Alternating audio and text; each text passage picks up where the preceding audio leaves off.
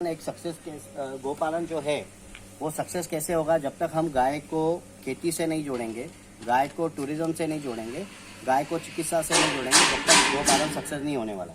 इसके लिए हमने यहाँ पर क्या किया, ये बेंद्रे वैदिक एग्रो फार्म है नेरल में। श्याम सर इसके ओनर है। मैं यहाँ पर सब मैनेजमेंट देखता हूँ। यहाँ पर करीब हमारे पास 57 तक गोवंश है, छोटे बड़े सब मिला करके। हम यहाँ पर क्या कर रहे हैं कि गौ माता के दूध से हम लोग घी बना रहे हैं। घी हम कैसे कर रहे हैं कि घी को हम लोहे की कढ़ाई में, आइए आपको दिखाता हूँ कैसे बना रहे हैं। हाँ, मतलब आयरन। तो हम लोग लोहे की कढ़ाई में दूध को गोबर के उपले पे और लकड़ी से धीमे धीमे आंच पर पका करके इसका दही जमाते। दही जमा करके आपको वहाँ पर बिलोना मशीन दिख रही है जो एंटी क्लॉकवाइज घूमती है। मर्दनम गुण वर्धनम, जितना मर्दन होगा उतने उसके गुण बढ़ेंगे।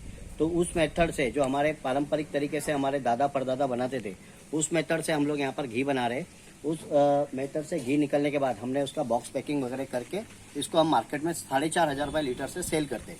तो इस तरीके से हमने क्या किया, दूध का वैल्यू एडिशन कर दिया। हमने सीधा घी बनाया। घी निकलने के बाद जो छाछ बची, वो छाछ का हम लिक्विड बायो फर्टिलाइजर बनाते। लिक्विड बायो फर्टिलाइजर से हम खेती करते।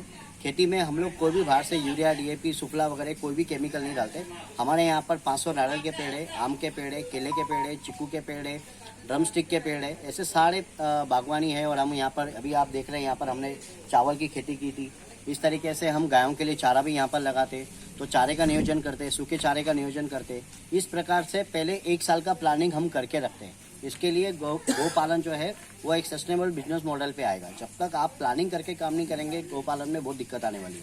तो हमने उनका चारे का नियोजन किया, हमने उनका खाने का नियोजन किया। ब्रीडिंग के लिए हमने नंदी रखे, उनको चराने के लिए हम लोग लेके जाते हैं। शेड का अच्छे से हम लोग ने डिज़ाइन करके शेड बनाया है। इस तरीके से हम यहाँ पर काम कर रहे हैं। जो गोबर से हम लोग ने अभी क्या किया कि कंपोस्ट खाद भी बनाते हैं, और जो गोबर बच गया उससे हम गर्मी के टाइम में भी ये ऐसा ईंट बना रहे हैं। ईंट बनाया हम लोग ने। ये ईंट बनाने के लिए हमको क्यों इससे आना पड़ा, हमारे गुरुजी है डॉक्टर शिव दर्शन मलिक जी, उनसे हमने इसका ट्रेनिंग लिया हुआ है।